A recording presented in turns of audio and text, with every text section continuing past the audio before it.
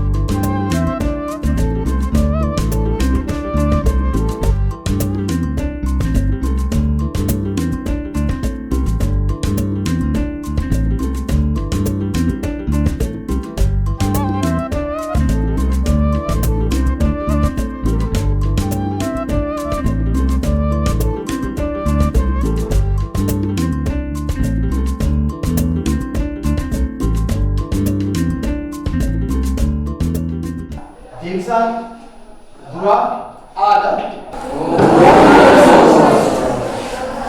Lammaffaan caala. Tole egaa deemsaan qormaataa kana fakkaata. Mee namni guutuu fidee jira? Isa qofaa guutuu fidee? Barnoonni ani isin barsiisaa jiru isin galuutti hin jiru jechuudha egaa. Yoo akkana taate egaa qormaata kana haaraan isiniif kennuun dirqama ta'a. Tanaafu void godheetiin jira kana guyyaa akka har'aatiif qixa sirreedhaatiin qormaata keessan akka baataniif likkitti qooddaa kottaa. Walii galee?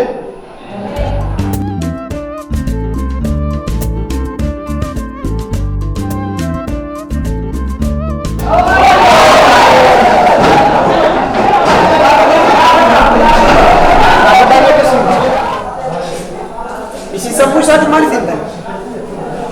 Akkuma isaati daree keessa teessanii baratanii kun badii kasaa qofaa miti jechuudha. Isin hundinuu badii qabdan. Inni yoo layyaaseen isin isaan layyaaseen qabdanii. Qormaata yeroo jaan namee gudistanii goonii fi mataa keessanii qo'atanii dhuftan bara qormaata irraa guutuuf tun dandeessan. Ha dabre hallayyaaseen ta'ee jirtan. Barsiisaa qormaata jira jiraan. Akkasii torbaan guyyaa qormaata itti aanuuf qo'addaa qotaa isin hundinuu namee eeggachuun hin barbaachisu. Walii galaan? Galatoomaa. Gochi qormaata walirraa waraabuu hiree barattootaa kan dukkaneessu ta'uu daran guddina biyyattii kan duubatti hambisu waan ta'eef hundi keenyaa'u waliin haa ittifnu.